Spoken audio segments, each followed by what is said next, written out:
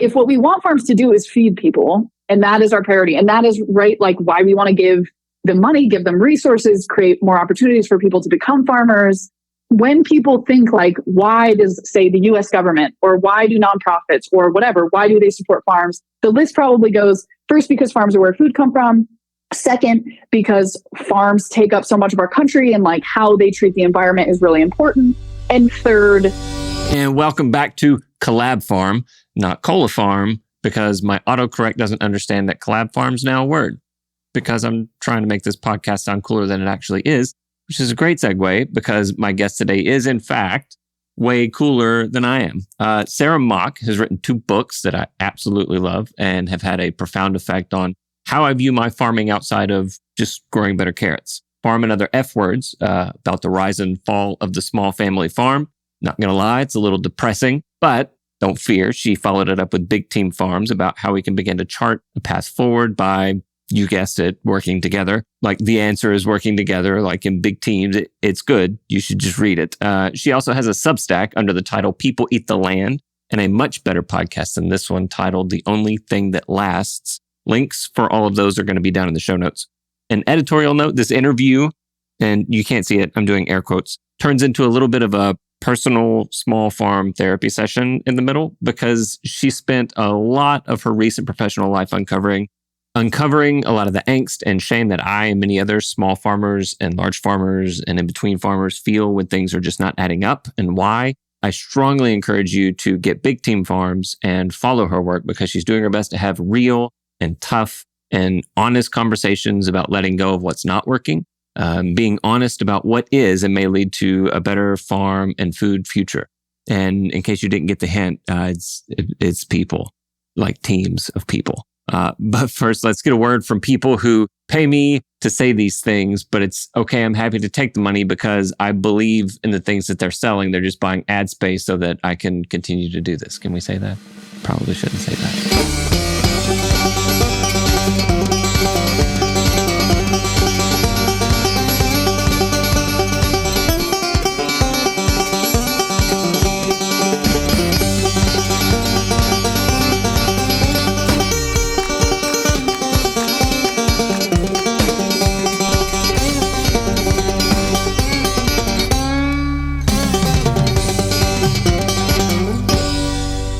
This episode is brought to you by Grow Organic. In our no-till community, we understand that quality growing supplies and selection make all the difference. As the nation's largest independent retailer dedicated to regenerative and sustainable agriculture, Peace Valley Farm and Garden Supply is your one-stop shop, offering 5,000 reliable products, including cover crops, soil amendments, tools, and more. Serving market farmers since 1976. It's before I was born. They understand the needs of growers, both big and small. Save 20% on your first order now with code NOTIL24. That's NOTIL24. Apply for a commercial account for year-round savings and dedicated support. Visit groworganic.com/no-till or use the link down in the description to get started today. This episode is also brought to you by the OSC Pack Pact. The OSC Pack Pact, which is very difficult to say, it's PACKPACT, is a collective action campaign that works to reduce single-use packaging in the natural products industry. Very important. They inspire innovators to minimize waste while raising consciousness about the environmental impact of our choices. They empower brands, packaging manufacturers, and consumers to take action. When you take the Pack Pact, you pledge to make progress around circular packaging. You'll also receive a discount code to shop select products from leading natural product brands that you love. Click the link in the show notes to join the Pack Pact. All right, let's get back to the show. So yeah, the last time that we talked, I guess it was like what? Farm and Other F Words came out. Yeah.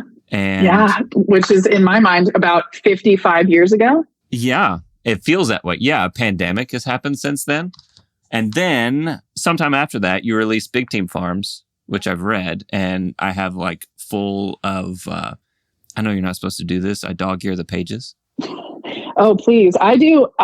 This is why I don't go to the library, is because like every book I've ever touched, I've written in, I highlight, I underline. Yeah. I just like, I'm a librarian's worst nightmare, so I will never shame you for dog-earing anything. Yeah, well, I mean, I was going back over it because I read it when it came out, and it's been a little while. And so I was going back and reading over it, and I was like, I'm going to bring up this, and I'm going to draw out this. And it's just like, there's just too much. which is partially why I didn't send you notes, is because it had just gotten out of hand. And I thought, we'll just talk about it. She's been doing a lot of cool stuff since then. For people that don't know about the book or don't understand the concept, can you give us like the elevator pitch when somebody asks you like, oh, you wrote a book, what was it about? So what was Big Team Farms about? Sure. So Big Team Farms, it was really kind of the continuation of the work that I started in Farm and Other Efforts, which was that first book, which really goes into, the subtitle of that book is The Rise and Fall of the Small Family Farm. And in it, I talk a lot about my experience moving in the kind of especially small farm world and trying to understand why it just like economically does not work. It is really hard. Kind of the more I dug into that space, the more I realized that even the people who are making it work often are making it work in a very particular way that specifically involves like having some kind of wealth, second career wealth, inherited land wealth, just being, the partner or something of a hedge fund manager. That's one very popular kind of route that I found. But yeah, so I wrote this whole book that was about like, hey, maybe the small farm that we all have dreamt about and romanticized so much, like doesn't quite work in the way we think it does. I think it is often framed as like, if you have enough grit, if you have enough, chutzpah, that you can just like power through and make it work. And if you can't make it work, it's because you didn't try hard enough or you weren't tough enough or something. And I think the conclusion of that first book was, that's not it. There's so much more to this. There's so much more capitalism involved, frankly, and there's so much more kind of like historical baggage involved. But I really didn't want to leave the conversation there. That felt like a huge bummer to me to basically just spend a whole book being like, this thing you love? Well, it's not what you think it is. Yeah. So right. Big Team Farms is really kind of the response, the second half of the story, which is, but that doesn't mean that just because the small family farm isn't what you think it is, doesn't mean that we have no options. And so Big Team Farms, in my mind, was like the exact opposite of a small family farm, right? Small family farm is romanticized for being small, for drawing all its labor from a family. But in my mind, like those are just not the reason why farms are important or why farms work. A lot of farms, successful farms that I've come across are actually can be on the bigger size. Like there's nothing inherently. I know that especially in the farm space, there's like a whole small is beautiful trend, but small is not the right size for every community, for every farm, for every landscape. It's the right size for families because we have transitioned from having big families to having pretty small nuclear families. But so I just, part of it was kind of wanting to change the size idea of what a farm could be. And then also this idea, that very fundamental idea of, a farm as something inherently familial, as something that kind of passes from generation to generation. Well, I think like a thing that people often overlook about that is, well, if that is like an aspect we're obsessed with, then you are eliminating everyone who didn't grow up on a farm from like the possibility of being part of one in the future. Which, when I look around at the farm space right now, is full of first-generation farmers who are so excited about the work, who are motivated, who are bringing new and fresh ideas, especially from marginalized groups that had no chance because of that historical baggage to inherit a family farm. And because of that, I just like wanted to talk about how farms a family is not always the right skill for a farm. Not all families have all the skills that you need, have all the kind of diverse ideas that you need, have all of the just ability to do the work of a farm. And so thinking about farms not as something that you can only do with your partner or only do with your parents or uncles or aunts, but as something that you can do like pretty much any other business with just like a team of people that you trust. And you like build a group and you do the hard work that is working with people and navigate through that. And the book gets into some of the challenges of, what it means to work with people who you aren't related to, how you get into getting into business together and getting out of business together, how to think about work and labor and employment, not as kind of traditionally we have with like, what is a farm worker, but thinking about, the work that needs to be done on a farm is not just lifting things and pulling weeds. There's all kinds of jobs to be done in a farm or food business. Thinking about labor more expansively, thinking about landscape management more expansively, and kind of what kind of products a farm can sell, what it means to grow food, and what it looks like to have a farm and food business. And then kind of the book ends with a little bit of a look into, so what if you're a policymaker? What if you're an investor? What if you're just a regular person? How do you think about moving and shopping and eating and, buying land in a world where you'd like to see not just more small family farms, but also more big team farms? Yeah. And that's it. That's the end of the show, folks. See ya. This is, hold on. I will pull out a book dart for this one.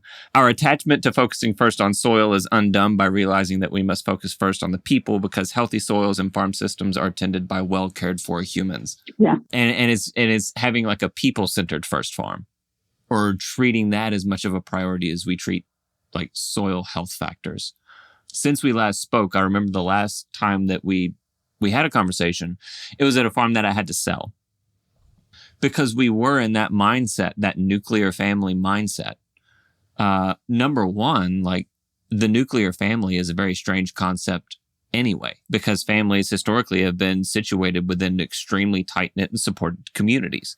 And then so to pretend that the small farm can still survive on a nuclear family, well, it never did in the first place, number one. But two, it's like that doesn't make a food system. Like, I feel like there's a gap somewhere. We think, oh, small family farm equals better food system. And it's like, there's a lot that goes on in between there. And there's a lot of those pieces that don't line up. The small farm very much has a place. It's maybe not the place that we think it is. We need to start thinking more broadly about how small farms can team up and work with each other.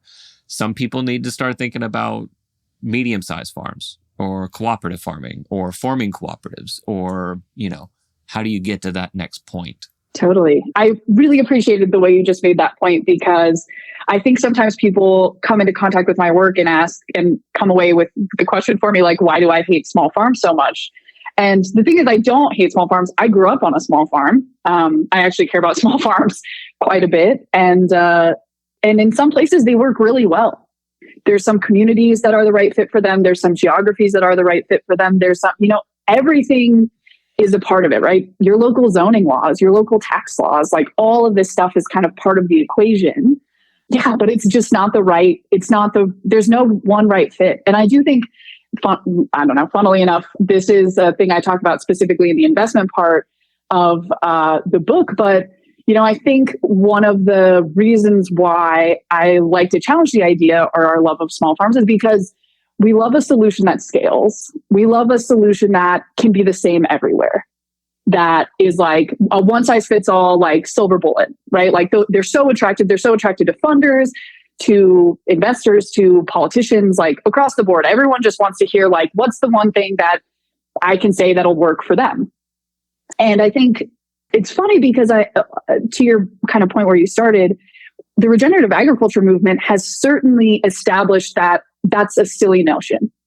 There's no one thing that's going to work everywhere, because that's how the world works, and that's how nature works, and land and ecosystems and climate. And I don't know why we've stopped reaching that conclusion. We always stop reaching that conclusion right before we get to people. We know the whole regenerative ag movement in some ways is centered around the idea that, like, diversity in soil is great. Like, diversity in the crops you plant is great. Diversity in livestock is great. And then, like, the idea of, like, and also diversity in people on the farm is great. Like, a nuclear family is the least diverse group of people you could get, like, right. By definition. Right. Like, they're literally all related and have significant shared life experiences. And so, like, why would that be diverse enough to care for this incredibly diverse place? And I think that the same is true, right? Like, and why stop at the human level, right? At the food system level, like, diversity is so important. Having some big farms and some medium-sized farms and some small farms, having some cooperative farms and some independently owned farms. And every community, every county, every landscape is going to have its own right combination of those things. And it's just like a part of, I think, that journey, and maybe one of the first steps in that journey is realizing that, like, there's no, like, one book you can read. that's going to have all the answers. There's no like one workshop you can go to. There's no one guru who could advise you. Like, it's so much about just like doing what people have done for thousands and thousands of years, which is like spend maybe your whole life on the land and try and gain as much knowledge as you can. And I think the more people who do that, the more chances we'll have to get it right. And those systems are also evolving all the time, right? These are the exact lessons that we've learned from the regenerative farming movement, that like you may have figured it out one season and then the next season, everything you learn seems to not make sense anymore. That will also be true on the food system level. Like, it'll have to be adaptable. It'll have to be resilient.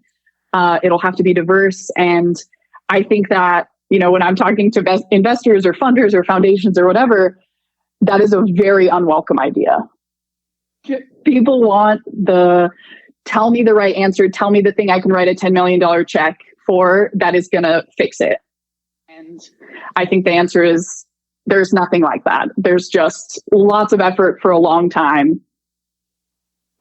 And I don't know, to me, that's like an inherently hopeful idea, because it means that like people will have jobs and people will like have meaningful work to do, and that no one person is going to come in and save the food system or save agriculture or save small farms.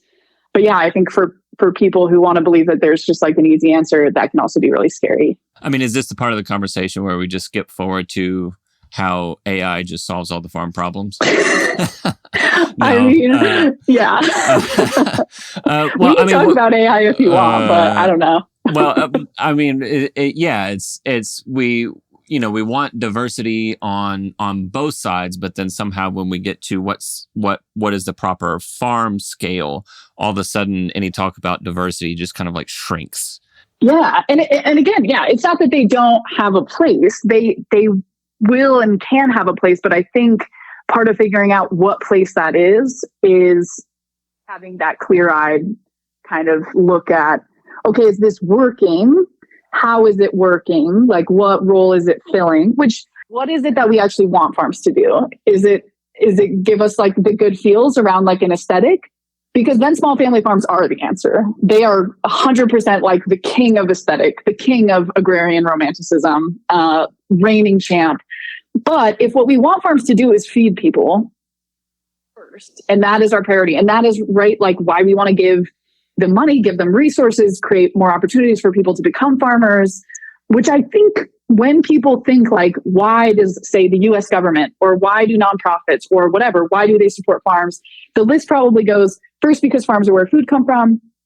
Second, because farms take up so much of our country and like how they treat the environment is really important. And maybe third, because like we like farms, we think they're an important part of our community and we want them to be viable. Maybe that's not the right order for everyone. I think probably for the average person, I know because I literally just had a bunch of these conversations for the podcast. The first thing people say is food. Like, why are farms important? Why is farmland important? Because that's where our food comes from. I mean, I think we can say this for like kind of the more industrial end of the agriculture system too. There's lots of farms that don't make any food, don't really contribute to food at all. And we can ask, I do ask a lot of questions about like, what's happening there? Why are we doing that? But I think there's also a lot of small farms. I just actually gave a presentation recently and talked to a very uncomfortable room of people who work in farmers markets about like, how many farmers every year come to the first 3 weeks of markets with like little more than radishes, like carrots and maybe some leafy greens, where it's like, that's at every table. And it's like, how is this market supposed to work? Everyone has the same stuff, the exact same stuff. And like, how is a customer supposed to navigate that? Like, how is anyone setting themselves apart? What's driving people to come to this? And I think there's a good question. Clearly, those farmers are growing food. Radishes and carrots are literally food. But how much of a diet is that? How many people in the community are they feeding? And I think there is like just like a reality in that is like, yes, when you're early in your farming career, like you're growing the easiest stuff to grow, you're growing the stuff that you can grow most economically, which totally makes sense. But I think we don't do enough emphasizing like that, again, to your point, that entrepreneurial side of farming that is like, yes, farming is about like growing what you're good at and finding your passion and gaining the skill, but it's also about growing something that people want and growing something that people will pay for and growing something that as like entrepreneurship 101 would tell you, creating something that no one else can. And I think I talked to a farmer in the book, one of the most informative farmers I've maybe ever talked to, about who at one point in his career had growing like 200 varieties. Whatever people ask for, I'll grow for them. And it was like an utter failure. Like it did not work at all. He was running around like a chicken with his head cut off. He just like couldn't make it work. Today he grows 8 products, and on the same amount of land, about 4 acres. And he's like, he grows blackberries, he grows asparagus, he grows a couple of other kind of like key products that he chose because one, he is particularly good at growing them. So he has blackberries 3 weeks before anyone else in northern New Mexico. He has asparagus for longer than any other grower. And what that has meant for him on his farm is that he, at least for those 3 weeks, he is personally driving traffic to the market. People are going out of their way to come buy fresh local blackberries. And like, he puts like a $8, $10 on like a little carton, and people don't blink. There's no place else to buy them. And that is, in my mind, the difference between like everyone showing up with radishes and carrots and really kind of coming to farming, especially small farming. I would say he's a small farmer. But he comes at it from a very entrepreneurial mindset. And he, I think the other story that I included in the book was, he goes to the Santa Fe farmers market, which is a relatively affluent farmers market, and sells, microgreens and this super fresh, fabulous lettuce and leafy green products for like $12 a head. And people love it. People come there just for that. And then he goes kind of over the hill to another much smaller community where people have like, the average income is much lower, and he sells squash for like 50 cents a pound, and people love that too. And the thing is, he has calculated his prices that he makes a profit on $12 lettuce, and he makes a profit on, a $4 8-pound squash. Like, he doesn't sell anything he doesn't make a profit on. And I think that is just like, he's done the work. He's done so much work off his farm, outside of his operation, to like understand his customer, understand his markets, and to quit growing anything that he wasn't making a profit on. And that is the kind of, in my mind, the kind of like entrepreneurial mindset that is often kind of lacking, because I don't know, I think part of it is that a lot of new and beginning growers think like in their first 5 years, in their first 8 years, even in their first 10 years, like, I'm still figuring out how to do the production. Like, I'll build those entrepreneurial skills later, or I'll figure it out, or whatever. Once I have enough customers, it won't matter. Whatever that looks like, though, I think a lot of farms fail before you get to that point. Or they just say, like, that's not what I'm here for. Like, I started farming because I wanted to be in the field. I wanted to work with plants. I wanted to work with animals. Like, that's my passion. And I don't really care. Like, I just am not interested in the sales or marketing part. I'm not interested in the business management part, which, like, at some level, as a person who makes money by sitting in front of my computer, like, I get it. I also don't want to, like, I also want to go outside and put my hands in the dirt. But marketing is just as much a part of farming as chores are. And managing your business is just as much a part of being a farm owner as working with livestock. But I think it's easy, maybe not easy. Again, I don't want to be like, most farmers I know who do this are working like 70, 80, 90 hours a week in the week, 90 hours a week in the field. And so the idea of like, and then you should come inside every day and spend 6 hours like messing with spreadsheets feels like insanity to them. But but in my experience, like, that is what it takes to make the business of farming work. So I had to take a USDA course for an FSA loan. That was some big binder that they sent me in the mail. It was like 300 pages, and it was like, understand your farm finances. And it looked like the thing came out of like the early 80s, like clip art and all. And I thought, why do I have to complete this? It went through cash flow analysis, balance sheets, cash flow projections, those sorts of things. It was the best thing that I ever did for my farm, number one. As boring as it was, it was terribly formatted. It took me forever to get through it. But understanding some of those spreadsheet things that I was putting off, I'll figure that out once I understand production. Maybe I don't stay 100% on top of that spreadsheet all the time now, but it really does allow you to view your farm in like a financially stable way, or am I making progress or am I not? But something that you said is early on was it's like decide what you want to do with your farm. No, really. Do you want the priority of your farm to grow a lot of food for people? Do you want the priority of your farm to be in contact directly with a customer base, like say with a farmer's market? But then two, understand who you're selling to and what they want. So yeah, having just a much clearer understanding of what's the goal here. Totally. And what's a goal that fits your personality, or, the context of the resources or the people that you have around you. You mentioned a lot of people want to be out in the field and maybe they don't want to be doing spreadsheets, or maybe they don't want to be doing the marketing. And this is where like Big Team Farms comes in, right? Maybe what you need is somebody doing the marketing because you're good at growing.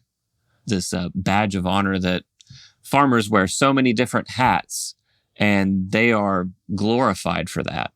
Maybe that's not the best attitude to have for that job description, Yeah, totally. And one of the challenges that I've heard from folks who have heard that advice either from me or from other people, I'm certainly not the only person in the world talking about this, is the like, well, but the difference is that I can hire people to weed for $10 an hour.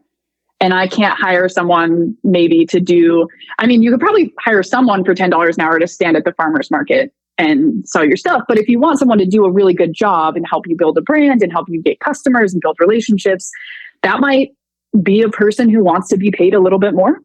I think farmers in general understand the idea that you get what you pay for, but I think we forget about it when we think about people. And I think part of that is just like a scarcity mindset where it's just like, I don't have the money. I can only hire like the cheapest possible help. So like that, it just is what it is. I hear that a lot. I hear that people don't have the resources to hire the help they want or they need. But I think part of the reason for that is because people aren't thinking very expansively about what resources they have available to them, which like, I think a lot of people are feeling constrained by like, I have my revenue, I have like some budget that I've created. Maybe it's, in a lot of cases, it's partially revenue and it's partially driven by money they make from off-farm, other off-farm work that goes into kind of like a farm budget. But there's a lot of people, own land, they own their business. They've created some value in the world already. And they have, one of the things that I talk about in the book is leveraging ownership as a type of compensation. Obviously not the right solution for everyone or the right solution in every situation, but I had a great quote from a farmer who, talks about in my dad's generation, it was all about just paying people more. It was the only way to get better people. But, in this generation, people have different values, and it's something, and the idea that you just pay them more and that's the only option is ignoring the fact that they have different values. And for folks who work in the small farm space today, a lot of them want to be farmers, want to have a stake in farmland. They want to have a stake in a farm business, and being able to say like, hey, if you have these really important skills that I'm looking for, that I emphasis to your point that like, it's not just, I know so many incredibly talented small farmers who are good at marketing and who are good at kind of like visioning and business management and who are good at production. You cannot do it all. Not time in the day. And the thing is like, if you try to do it all, you're just going to let balls drop. By definition of like there being a limited number of hours in a week. And so it's not just about like, what can you do or what do you want to do? It's about what literally can you do? What is there time for you to do? And if you have determined what it is you want to do, whether that's being in the field, whether that's doing the marketing, and you've decided like, okay, I want to bring someone on to be in charge of the books or to be in charge of the marketing, being able to offer them like, hey, I'm going to pay you X number of dollars an hour, but I know that's maybe not as much as you could get elsewhere, but I want to add the extra incentive of, maybe over the next 5 years, We work on a contract, or over the next few years, we work on a contract to think about what it would look like for you to like work into the business. And we could be co-owners or co-managers or, like have some kind of significant buy-in in terms of actual ownership, collective ownership. I think there's a lot of other ways to achieve something kind of similar. Again, I talk in the book about one farmer in North Carolina who, didn't want to do something as radical as putting part of his business up for his employees, but he did want his employees to feel bought into his business and bought into their role there. So he did employees like, these are the books. This is how the business operates. This is our revenue. This is our income. This is, our expenses and the amount of work we need to do this year.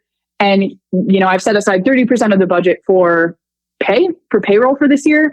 And I want you all to tell me like what you think, how you think we should organize it. Given that this is the amount of work, would you all prefer I hire more people? Would you all like to work more hours? Would you all like to work the same amount of hours, but just get paid more and do it more efficiently? Like, I think taking the time to do the education and then having his employees have that say was really transformative. Like, they have a meat processing plant as part of their business. And I think in like 5 or 8 years that it's been operating, no one's left, which is crazy. There is like wild turnover in meat processing. So I think there's like lots of different ways to, right? That's not necessarily like a strict kind of compensation, but the value system for people, it's part of the value system, right? Wanting to feel bought in at work, wanting to feel like there's a mission that you're operating towards, wanting to feel like your voice is heard and that you're not a cog in a machine. That stuff can mean a lot to people. But it requires a little creativity. It requires thinking of your employees not as widgets, but as people that you care about and are invested in. So yeah, I think there's a lot of creative solutions to getting that support that you need and kind of fleshing out your farm team, for lack of a better word. But it takes thinking fundamentally differently about, I talk in both books, I think, about the bottom line mentality, about kind of our obsession with like there's only so much I can raise prices. There's only so much more I can grow. So I have to cut my costs as low as possible, which is just like, it's a bottom line mindset that is not that, no food company has a bottom line mindset, right? They're all like top line businesses that are thinking exclusively about, or almost exclusively about, like, how do we grow revenue? How do I make more money? How do I afford my costs by bringing in more income? And I think that is just a really hard mindset for people to kind of get into in the ag space, because it's a commodity business, or has been a commodity business for a long time. All right, real quick, let's take a moment to hear from this episode's sponsors. This episode is brought to you by Harnois Greenhouses. For over 55 years, Harnois Greenhouses have led the way in controlled environment agricultural innovation, partnering with market gardeners and farmers across North America to deliver comprehensive commercial greenhouse solutions. Their mission's clear and steadfast to pioneer a greener, more resilient future for agriculture. At the heart of their success is a commitment to their community of producers with extensive expertise in design, manufacturing, and installation. Harnois Greenhouses provides the best greenhouse solution for the grower across North America. Their greenhouses are engineered to face any North American climate, ensuring unparalleled brightness, agronomic performance, faster ROI, and lasting durability. They're not just building greenhouses, they're creating energy-efficient ecosystems that promote sustainable and profitable agriculture. With over 20,000 projects to their name, they're more than a manufacturer, they're a partner. From the initial design to the final installation, Harnois Greenhouses is with you every step of the way, guaranteeing your success. Harnois Greenhouses, a leader in turnkey solutions for local growers. Visit their link in the show notes. All right, let's get back to the show. When I was starting to encounter some of these questions myself about, how to fit the square peg in the round hole when it comes to small scale farming, and I talked to different people that I know that own different businesses or have been a part of starting different businesses just in my area. And somebody that I spoke with who had been with the same company for 30 years ended up turning it around from just not functioning very well to, one of the best providers of industrial electrical supplies in the region. Massive success. And he said the first thing that he did was he valued his employees. And then part of the other thing that I wanted to bring up, here's where I was, is developing methods and practices that are creating efficiencies. And it's not because we're purchasing technologies. It's not because of, an extreme amount of mechanization. It's simply changing our practices so that we can devote more time and energy to things like labor. That to me is like an increasingly exciting part about getting into farming. I don't think it's like, novel ways to grow certain crops. It's like, how are we developing methods and practices that we can start to invest more in people? Yeah, totally. Oh, my mind goes in so many directions, but yeah, that is also the most important part in my mind. And it bums me out sometimes again when the people level gets left out of the regenerative ag conversation, because it's such like, in terms of like kind of the mental models we've built in regenerative ag, like they apply so beautifully to the human level too. We just tend to not do it for whatever reason. And, thinking even investing in your employees, I think at a business level is like one of the most critical things you could do, one of the best places to get return on investment. And it's one of the things that actually gets me sometimes. And I get really kind of frustrated when I talk to people, again, in like the nonprofit world, maybe in the policy world, about like, well, what we need is just like more beginning farmer training programs, or we need more demonstration farms.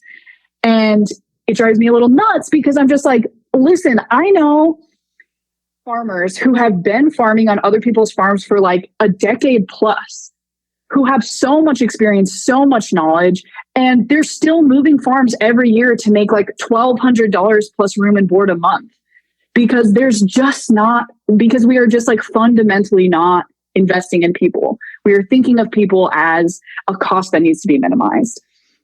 And like a lot of those people, like bizarrely, an outcome of my first book, like one of the people I think who it resonated, one of the groups of people who that book resonated with the most is this kind of like mid-30 dejected, like former farm worker who's like, yeah, when I was 20, I wanted to have a farm. I dreamed about it. I was so passionate. I worked so hard, and I did it until I was like 32 years old, working up from being a farmhand to a farm manager to working on farms all over the country. And I just like got to a point where my body was starting to break down. I was like not even living paycheck to paycheck. I was like in abject poverty, and I wanted so desperately to stay in this space and be able to find an opportunity to continue to do this work, but it just like, I couldn't do it. And so I left agriculture altogether.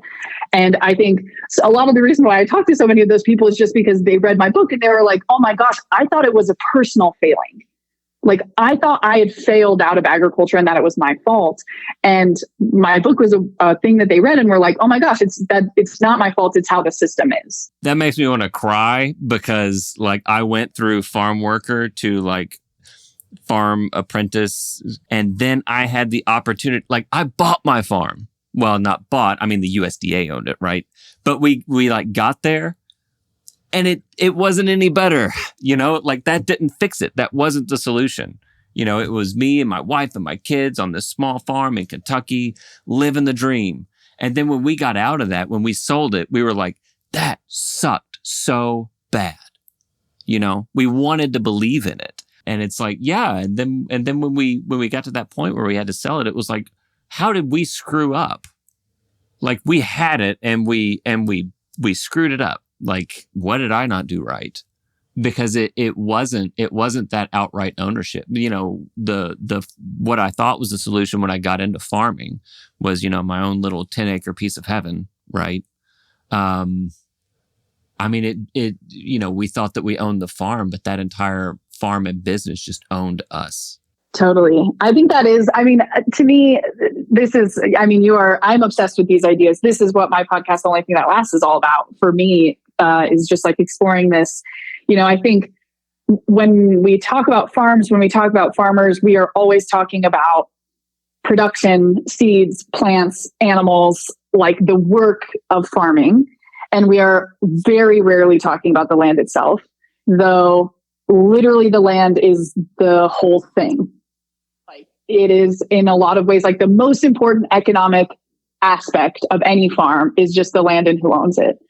And there's a lot of reasons for that. There's a lot of complicated reasons for that. But one of the biggest reasons is just that the United States The nation was just like literally founded on being essentially the first country in the history of the world to give private property to people, to just regular people.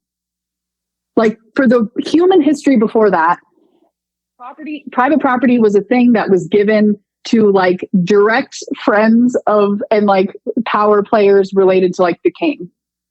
And that was the whole point, right? It's very like, there's a great book called The Dictator's Handbook, something like that, about basically just like how power works in a dictatorial or autocratic system, which teaches us a lot about like the modern business world.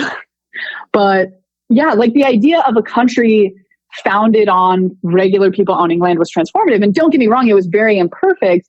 There's some like very interesting documentation around even Thomas Jefferson writing to John Adams and saying like, you know, one way we could have quelled the Bacon Rebellion was giving acreage to poor white people.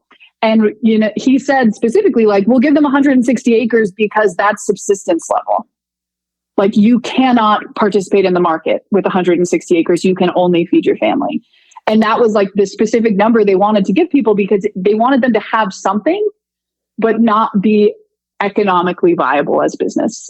And one of the big reasons why America was such, or why the idea of small ownership, kind of like small land holdings was so important was because one, it was, you literally had to own land to vote. So if you wanted to create a democracy, you had to give people land. And then on the other hand, they were, literally America was born out of a war. There were a lot of wars before the United States separated itself from England, and there are many wars immediately after. And one of the big concerns of the founding fathers was, how the heck are we going to raise an army of these like intensely diverse, separated, kind of like ideologically non-aligned people? How are we possibly going to get them to all fight together for this country we just made up? And their answer, which was brilliant, was no soldier fights as hard as he does for land he owns. Nobody is more willing to fight for something that will like fundamentally in their mind will fundamentally transform their own economic situation. And we're talking about people who came from England who had been tenants on the land for like maybe 1,000 years. Ancestors had been tenants. Like, this was transformative. This was like an unimaginable opportunity for poor people from Europe to come and actually own something. And I think it's silly to imagine that fundamental like aspect of America, of how farmland works and was distributed, is not still part of like our zeitgeist today. That like when people think about owning land, like they might be talking about it, especially farmland, right? They might be talking about it as like, this is going to be an important part of my farm business, but it is also steeped in that like patriotic, deep sense of like security, that like, this is about the fundamental security of my family, for myself, for us, and also for like everyone in the future that will be our descendants. And yeah, I think it is just like, it is such a part of like our system and the way that our agricultural system operates, and we never talk about it. We're always just like, if you can figure out how to grow, you know, carrots really good, and you'll solve that whole ownership problem. And it's like, that whole ownership problem is literally what we've been trying to solve for 400 years. It's not like some easy thing that you're going to solve by, I mean, it is a thing you can solve by having enough money, but enough money is not money that you can earn at the farmer's market. Enough money is like generational wealth or first career income because you made so much you could retire. Like, you need scales of wealth to have land, to hold on to land, to make land kind of economical, which again, like a big, sorry, I'm just rambling like a crazy person here. You know, one of the big conclusions from the first book was just the conversation that I think a lot of people who are involved in agriculture think, you know, I have a production business. I grow a crop and then I sell it. But if you own farmland, you also have a real estate business. If you own it outright, it is increasing in value every year. As long as you can afford a mortgage payment and the property taxes, like you are growing some income year over year as the value of that grows. And I think that's part of the tricky part of thinking about ownership versus renting. When you're renting ground, I think it's very obvious that like, okay, so a profit comes after I've paid my rent. But I think when people own land, they think, well, since I own the land, as long as I can afford my payments, like it doesn't matter. But like there's like a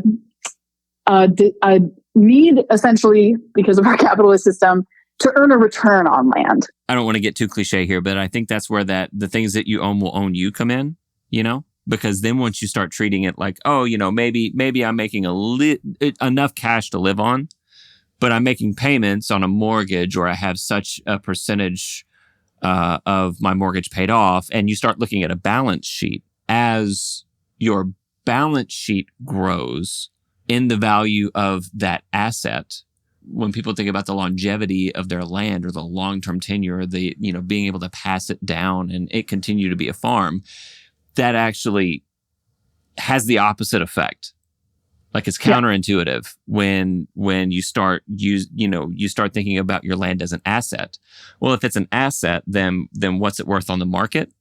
And it's becoming increasingly likely that it is far more valuable cut up into 1 acre lots and sold as a development than for it to continue to be a farm. I hear the like, once you own it, it's yours forever. Like I since we last talked, like we bought a house. I love my house. I want to die in this house. Like I have lived in so many places that I'm just so happy to have a place that no one can evict me from. Not that I've been evicted before, but I have been like not been able to afford a rent increase. Had to find somewhere else to live. And so that is so I get the draw of property. I hear it. I understand it. But I think on the other hand, it's just like this. Yeah. I mean, when you aren't thinking about farmland as an asset, you are paying the difference. Like you, whether you like recognize it or not, someone is paying for it to be an asset. And like, if you like, it's basically like a lot of people use the increase in value of their farmland essentially to subsidize their production business, right? They use the profits from their real estate business to support their production business. And so the answer might be, if your first priority is to just hold the land, just stop farming. Like just have a job where you can make your mortgage payments and stay on the land and do your thing and have it and it be a thing you can pass on to your children, but don't spend the money you're earning from owning land to promote a production business that's losing money. Like, I think that's how a lot of people make that equation work. And it makes sense if you have one really bad year, that you have these two businesses that ensure the kind of longevity of both. But like, if every year you need to use the growth and the value of your land to kind of support your production business because your production business is actively losing money, then there's a question in there about like, okay, why is my business losing money? Why is it's something inherently wrong? Do I need to change my product mix? Do I need to change the way I'm thinking about it? Or just like, yeah, maybe you can just live on this property and not farm it and not spend all the money on inputs every year and not spend all the money on labor every year and just have the land and enjoy it. Which again is very not a popular thing to say to a lot of farmers in a lot of places. I don't know, but I see a lot of people who have had farms and lost money on them for like years, if not decades, continuously. And there's just a question there about like, okay, are you good with that then? Like, is that fine? I believe it was in your book. You write about like restaurants. I forget where I picked this up, but it's like restaurants don't ride out by the building that they start to operate out of. They have other things that are actually worth more of their time and energy investing in. And they're setting about to create a business. Like that's what they're trying to do, is create a business, not own real estate. Totally. It is like, I don't know. It goes back in my mind to just like the thing that you've really emphasized throughout this conversation, which is just like, figure out what it is you're really trying to do. Are you trying to own land? That's a fine goal. But like, if you're trying to own land, there's a good chance that owning land and not farming it is the right answer. Or like, are you trying to grow food? If that is like your goal, that is a different, right? If what you just want to do is like plant the plants you want to plant and have fun and spend time in the fields, that's one thing. That's not how I would approach starting a business to sell food. If you want to start a business to sell food, you start with your customers. You start by figuring out what people want, how much they'll pay for it, and like how do you get them that? It, like, if you want to work in the field, like maybe you can like scratch that itch just by working on someone else's farm, by being part of a team farm. But I think there's often like a big romanticization. I've said that word twice now today, and it doesn't sound right, of the idea of having a small farm. And like you said, wearing all those hats and just doing this like incredibly diverse, but challenging, but fulfilling work. And then there's also just like a sense that like, no, in my experience, like it often doesn't get thought through all the way. That starting a farm is starting a business. It's not just, or it can not be starting a business, but you need to like think that through and decide that like, I don't care if I make money at this. I just like gardening at a large scale so much that I'm going to figure out how to afford to do it. But like there is like, which to people's credit, I think is a thing that gets sold at a lot of like, in a lot of books and at a lot of like workshops of like, if you just want to be a farmer bad enough and you put in enough effort, you can be profitable at it. Which from what I've seen in the world, meeting with and working with like hundreds, if not thousands of farmers, is at best a very incomplete story. Like you really need to be good at a lot of things, and many of them are not. One of the good criticisms that I feel, well, you know, when we start talking about these things is, you know, there's also, if you're going to start working with other people in that capacity who are especially outside of your family, it's hard. Like there are a lot of other interpersonal skills and business skills and management skills that you need to learn. And then I keep going back to my own experience of doing it all myself. It's like, pick your hard. Like I went through that hard. I'm not going back there. It's hard either way, but I would rather it be hard with other people than hard by myself.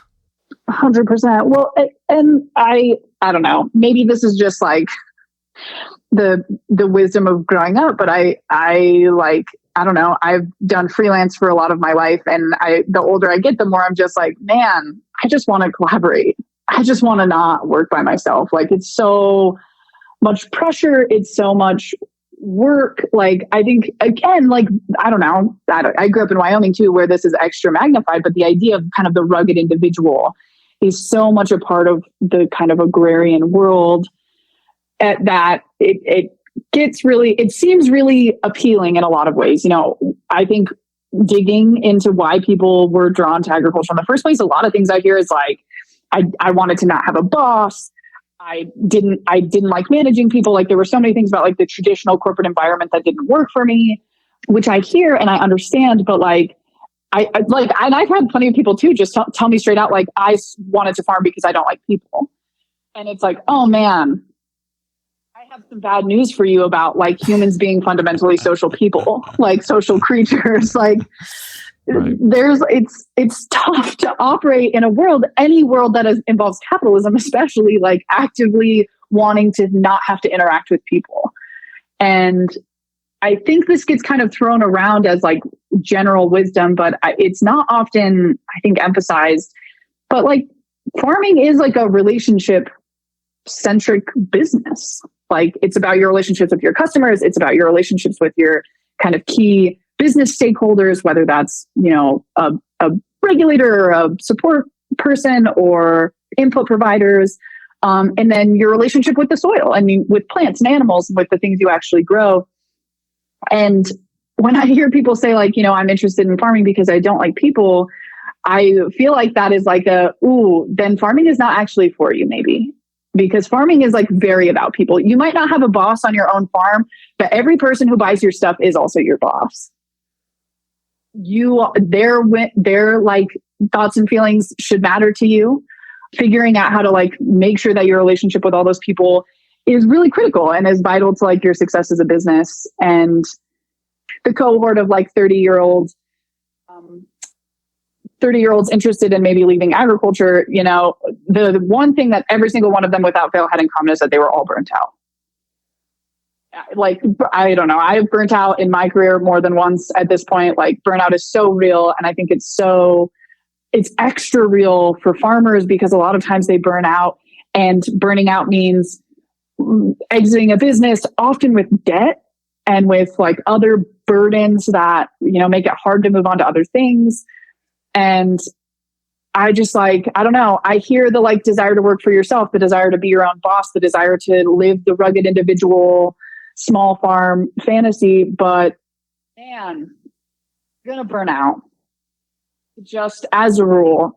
And it's so, even when it's so much better to burn out with other people or to not burn out because you had help. Right. I go to people like you or Ian McSweeney or, because there's some larger perspectives on this that we really need to keep in mind when entering farms, developing farms, or even like you've got a farm. If you've got a farm now and you're struggling, developing a sort of mindset that allows you to start looking at things differently. You have to have the idea first that, oh, maybe this isn't the way that it has to happen, to be able to start to see areas of opportunity where that can change. And that it can happen in small ways too. And it can start in small ways. And one of the places that I like to explore these things is like, say somebody already has a farm. What are small things you can do? What are steps you can take?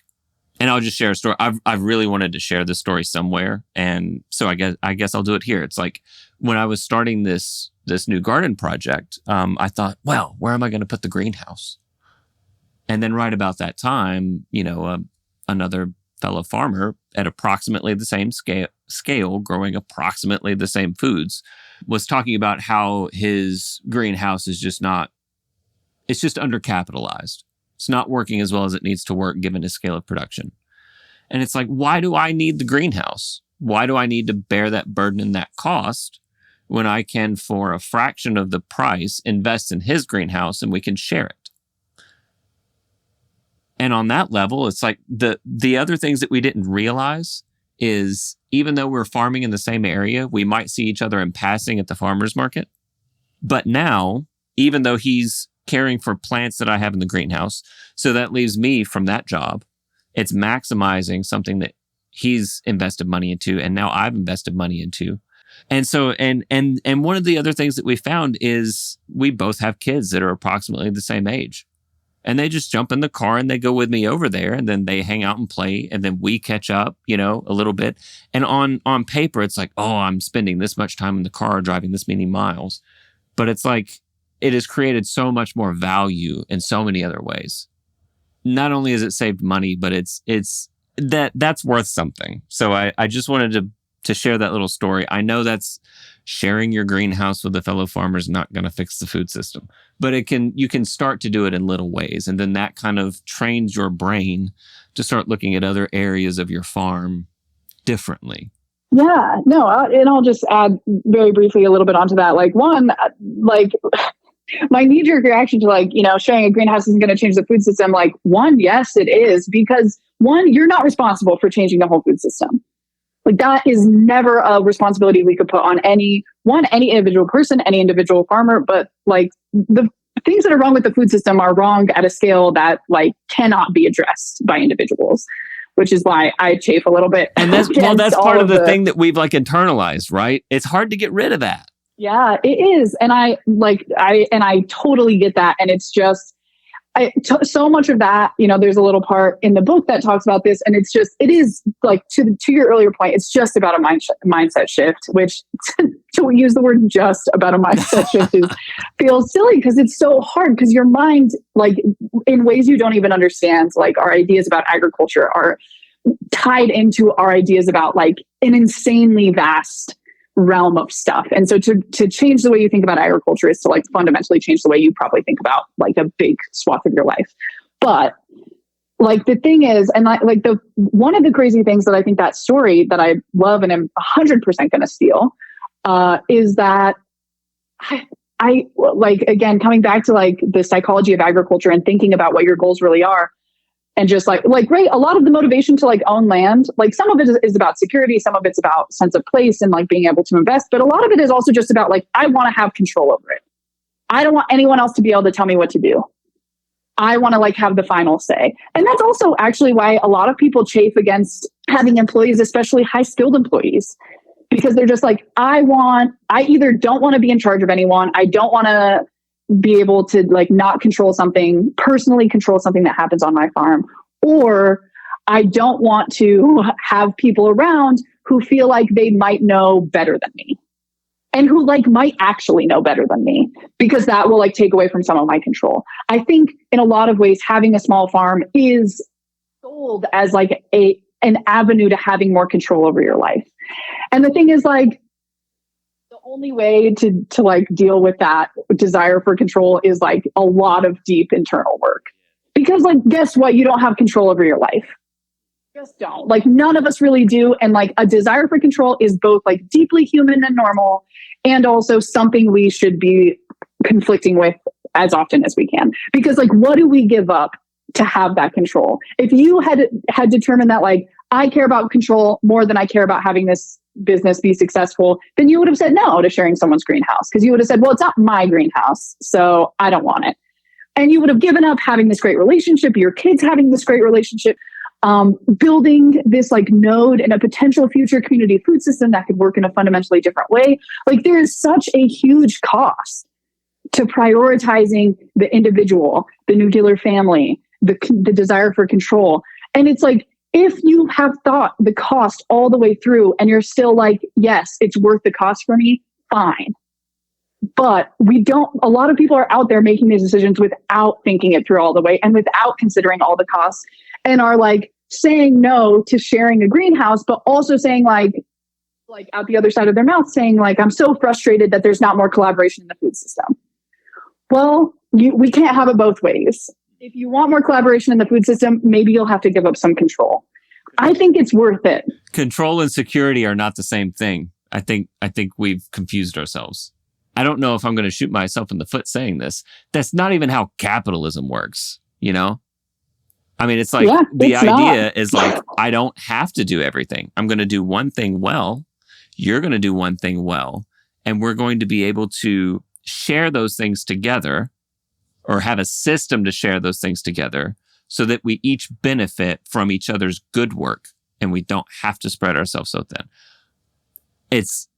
I'm not going to get into like an down that, but I mean, I'm just saying there's like a fundamental idea, and we're not treating farms that way. Yeah, no, just to like add on to that, like literal, like biological history, sociologists, anthropologists listening are probably about to cringe really hard. But like one of the very early signals of like where humans, like, I don't know, like a big fundamental anthropological question is like, when did we become human?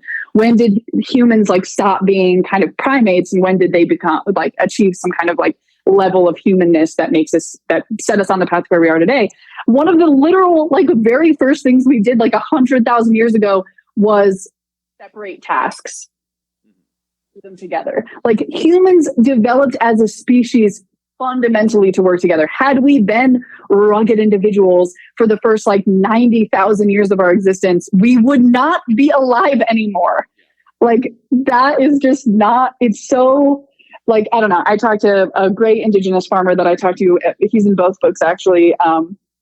Was the first person I'd ever heard describe the like obsession with private property, specifically land, as a psychosis. As like what is it that like makes us like want to? Because essentially, again, this is a part of the episode that's about to come out of The Only Thing That Lasts. The main right of private property is the ability to remove people from it. The idea of like being able to control other people in a space is just like not really what we've been about for like our whole history as humans. And the idea of like being separate and being alone and like wanting to be like, no, I don't care about anyone else. I only care about my family, and no one else can tell me what to do or influence me in any way. And I get to make all the decisions and like be the king of this castle. And I like that in a lot of ways too, right? That was like a vision. The vision of like the founders of America was everyone will be a king in their own castle. Well, that's autocratic, right? Like that's not, it's kind of a weird thing to put at the base of a democracy. And I think we could talk about how that has and hasn't kind of like come to fruition, but there are a lot of ideas about control and parting with those, or at least like doing some real work around like, okay, how many of those do I feel? How am I like acting in ways that like are acting that out, whether or not I recognize it or not, is important work. And I think it's not work that anyone is ever talking about in the books about farming or the workshops about farming or the USDA trainings about farming. But I think it's there. If only we can just grow carrots a little better, then we wouldn't have to do that in our work, right? Yeah, exactly. If only just better. If only capitalism was fundamentally different, and also everything in the universe, or just better carrots. Or just better carrots. So, tell everybody where they can get your book, where they can find your podcast, and subscribe to your Substack.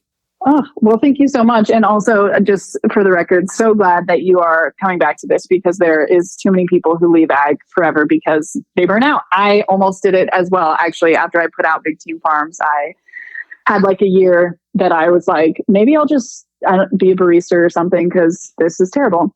But I did come back. So you can find Farm and Other F-Woods and Big Team Farms kind of wherever books are sold. If you have like a small independent bookseller, they might need to order it probably because that's how it works. But you can find it on Bookshop. You can find it on Amazon. You can find it, wherever, all over the internet. A bunch of used books places on the internet have it right now. So, or you can always just email me at sarakmock1@gmail.com. I have copies sitting around pretty much all the time. And I like to talk to people. So I might make you get on the phone with me if you want a copy, but we'll do it. Substack had a recent name change. I rebranded for this new part of my life. It's called People Eat the Land. And my podcast is available wherever you listen to podcasts. Again, it's called The Only Thing That Lasts by Ambrook Research. And I would love to hear again, I just said my email. So if anyone has thoughts or feelings about my work, wants to debate me about why I'm wrong, or share stories, I'm always looking to hear stories of people and their experiences. I'd love for you to reach out. So yeah, thanks for having me. Yeah. Formal podcast stuff, right? No, formal podcast outro goes here.